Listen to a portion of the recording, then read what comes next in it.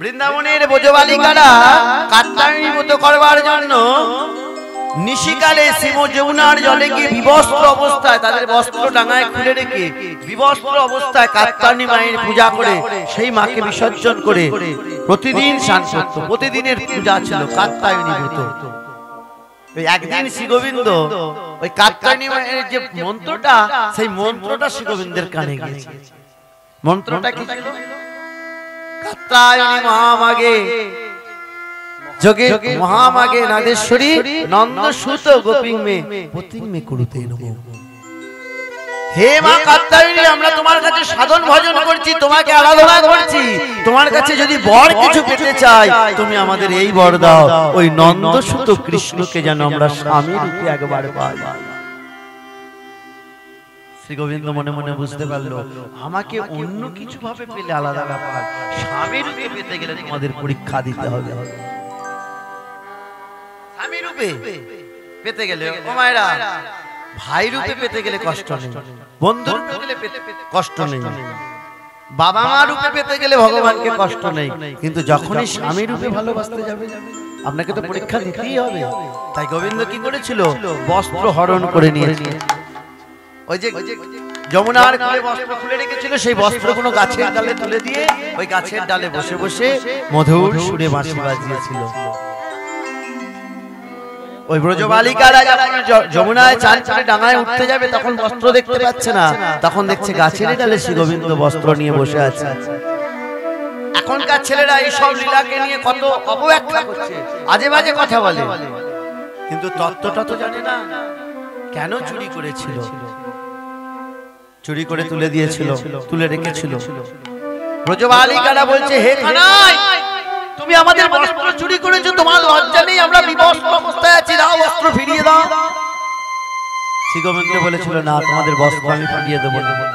তোমরা যদি বস্ত্র নিতে চাও, একে একে উঠে আমার কাছ থেকে নিয়ে যাও। ব্রজবালিকারা উঠবে কি করে? ও মায়েরা, বিবস্ত্র অবস্থায় রয়েছে, যে বিবস্ত্র অবস্থায়। হাসছেন? গল্প শুনে হাসছেন? কারণটা শুনুন, শুনলে চমকে যাবেন। শ্রী গোবিন্দের কোনো লীলা, কত বড় শিক্ষা এর মধ্যে রয়েছে। ব্রজবালিকারা বলছে, তোমার মাকে গিয়ে নালিশ করো। বলছে, যাও গিয়ে নালিশ করে আসো দেখি। বস্ত্র পেলে তবে তোমরা যেতে পারবে, তার আগে তো যেতে পারবে না। অবশেষে ব্রজবালিকারা সবাই জোরহাত করে যখন শ্রী গোবিন্দের কাছে বলছে, গোবিন্দ, আমরা যদি অজান্তে তোমার কাছে ক্ষমা করে থাকি, অপরাধ ক্ষমা করে আমাদের বস্ত্র ফিরিয়ে দাও। তখন শ্রী গোবিন্দ বলেছিল, তোমরা কাত্যায়নী মায়ের কাছে কি চেয়েছিলে? আমাকে স্বামী রূপে পেতে চেয়েছিলে।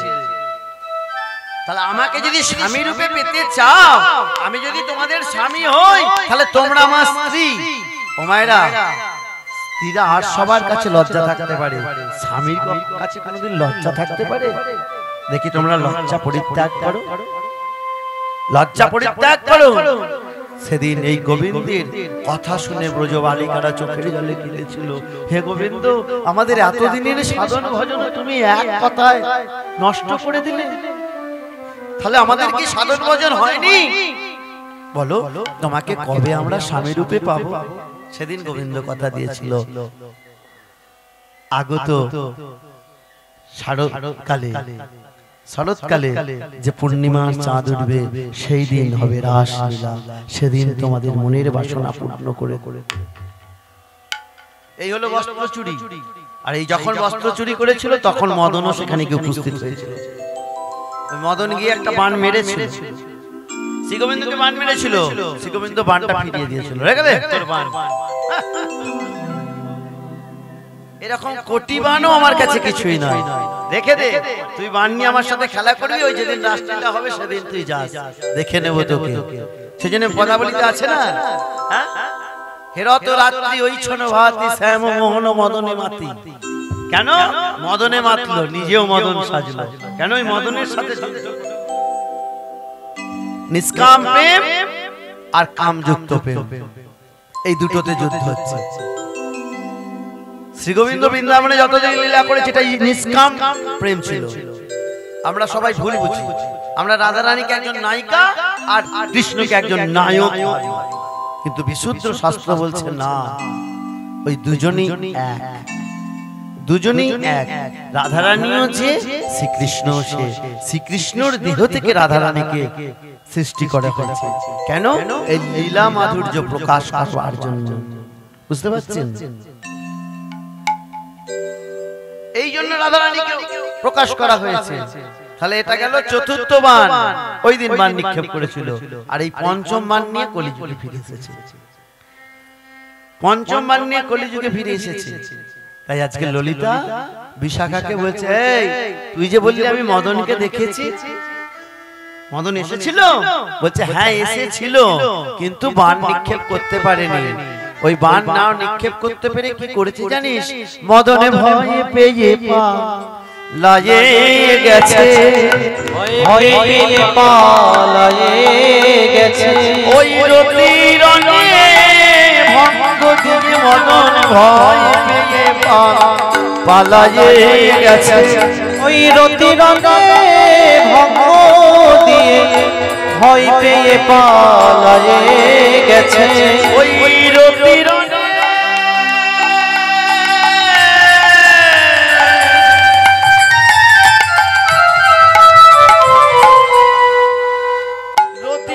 ভঙ্গ দিয়ে ওই ধনুর বাণ ফেলে গেছে। রতি রঙে ভঙ্গ দিয়ে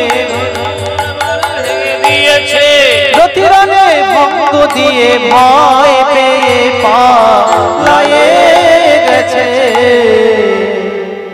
এইভাবে ললিতা বিশাখা কথা বলছে।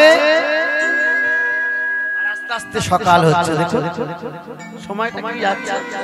এর জন্যই অষ্টকালী। অষ্টকালী লীলা আমি এখানে বহুবার কীর্তন করেছি। আমি একটা কথা হলফ করে বলতে পারি, এবছর টাইম বাই টাইম কীর্তন হচ্ছে। তিনি পরিচালনা করছিল আমার দাদা, অ্যানাউন্স করছিল না, উনি পরিচালনাটা খুব ভালো করছে। টাইম ধরে ধরে কীর্তনীয়াদের এখানে নিয়ে আসছে, তাদের তুলে দিচ্ছে। ঠিক সময়টা দেখো পরিষ্কার হয়ে গেছে। তাই কি বললেন? বৈষ্ণব পদকর্তা এক পাশে দাঁড়িয়ে বলছে, ও গো বিপদে পড়ল যুবতী বৃন্দ, ওই গুরু গণপতি কহে মন্দ। ওই বিপদে পড়ল যুবতী বৃন্দ,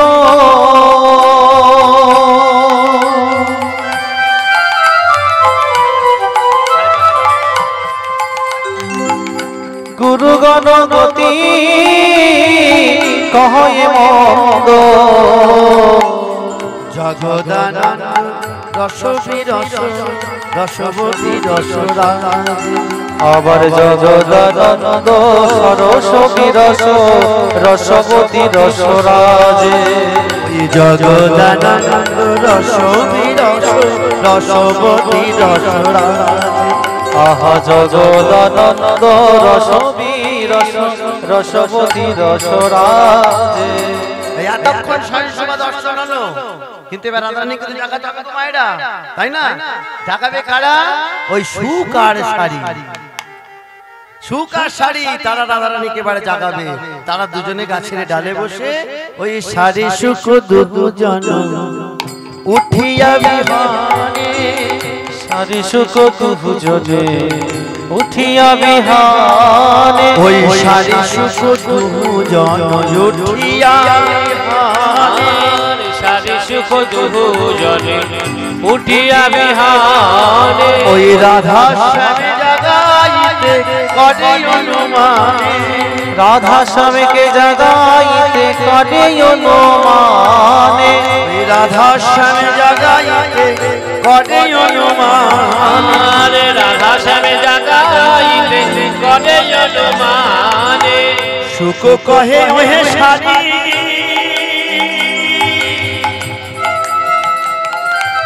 আমরা পোষা পাখি। সুখ কহে শাড়ি, আমরা পোষা পাখি। পড়ে যাবে, পড়ে যাবে, পড়ে যাবে, পড়ে যাবে। সুখ কহে ওহে শাড়ি,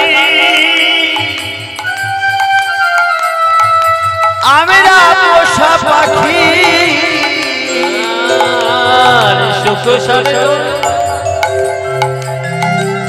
বলে আমরা পোষা পাখি কেমন করে জাগাইব কিশোর কিশোরী আমরা কেমন করে জাগাইব কিশোর কিশোরী ওই শাড়ি কহে ওহে সুর ডাকা উচ্চই স্বরে সারি কহে ওহে সুখ ডাকো উচ্চস্বরে শাড়ি কহে ওহে সুর ডাকা উচ্চই স্বরে সারি কহে ও গোসর ডাকয় উচ্চ স্বরে এবার প্রবল পবন বহে কুঞ্জের ভিতরে প্রবল পবন বহে কুঞ্জের ভিতরে প্রবল পবন বহে কুঞ্জের ভিতরে আরে প্রবল পবন বহে কুঞ্জের ভিতরে ওই ডালে বসে সুখী তখন করে চারু ধ্বনি ডালে বসে সুখ তখন করে চারু ধ্বনি ওই ডালে বসে সুখ তখন করে চারু ধ্বনি ডালে বসে সুখ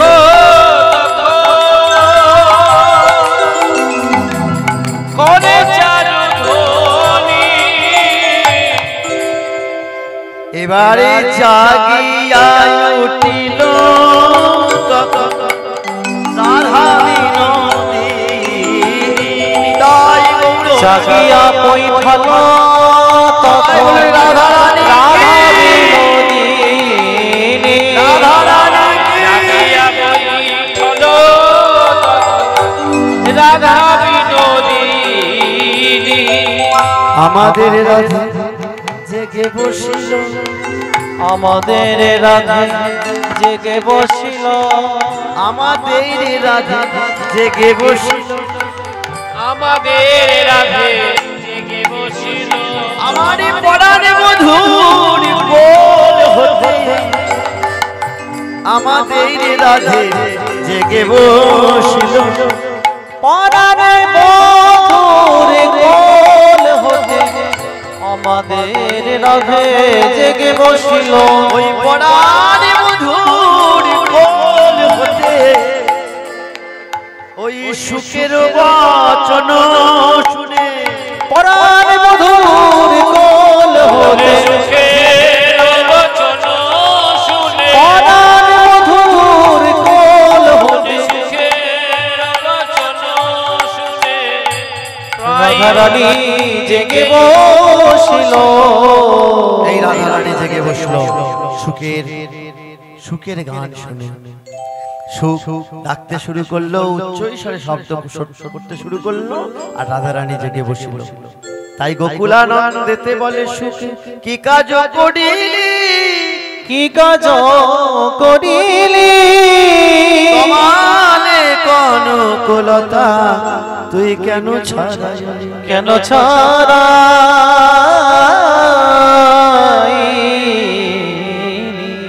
এবার রাধারানী উঠে বসেছে রাধারানী উঠে বসে শ্রী গোবিন্দকে জাগাচ্ছে শ্রী গোবিন্দকে রাধারানী জাগাচ্ছে উঠিয়া সে বিনোদিনী হেরি সে সরজনী উঠিয়া সে বিনোদিনী হেরি সে রজনী উঠিয়া সে বিনোদিনী হেরি সে সরজনী উঠিয়া সে বিনোদিনী হেরি সে সরজনী ওই চমকিত চাঁদি পানে চায় রায় ধনিয়া চমকিত চারি পানে চাই রাই ধনি আমার তো চারি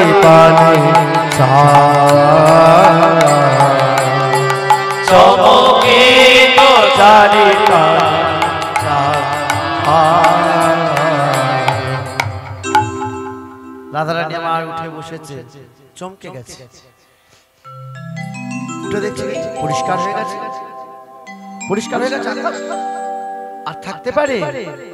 তাই প্রভাত জানিয়া ধ্বনি মনে শশঙ্কিত বাণী, প্রভাত জানিয়া ধ্বনি মনে শশঙ্কিত বাণী, ওই প্রভাত জানিয়া ধ্বনি মনে শশঙ্কিত বাণী, প্রভাত জানিয়া ধ্বনি মনে শশঙ্কিত বাণী, ওই পদ চাপিব দূরে জাগা, ওই পদ চাপি বধুরে জাগা,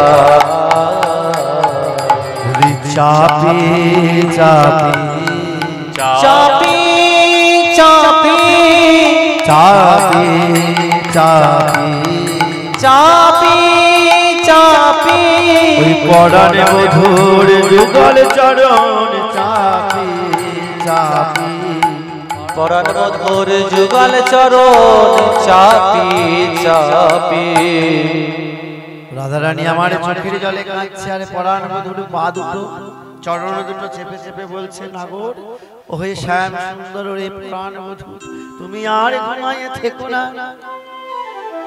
তুমি এবার উঠে পড়ো। ওই দেখো আর গগনে নিশি নাই, প্রভাত হয়ে গেছে। তাই কি বললেন, উঠো হে নাগর বড় আলিশ পরিহর, উঠো হে নাগর বড় আলিশ পরিহর, উঠো হে নাগর বড় আলিশ পরিহর, আলিশ পরিহর, ঘুমে না হইও অচেতন, হে অতি ভগ, ঘুমে না হইও অচেতন, আর ঘুমায় থেকো না। কেন জানো, এই নাগো কুলের লোকে আমাদের হেন বেলে যদি দেখে, এই নাগকুলে লোকে বধূ হেলি যদি দেখে, তারা কি বলিয়া বলিবে বচন, পরাণ মধু